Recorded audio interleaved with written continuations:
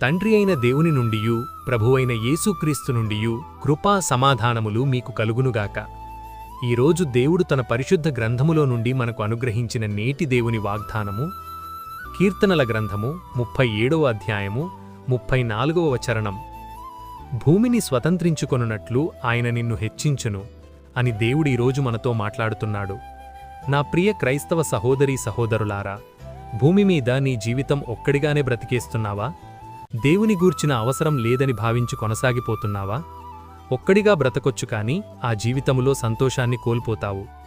దేవుని గూర్చిన అవసరం కలిగినప్పటికీ నాకు దేవుడు అవసరం లేదు, నాకు నేనుగా వీటిని పరీక్షించుకోగలను అని అనుకొని కొనసాగిపోవచ్చు.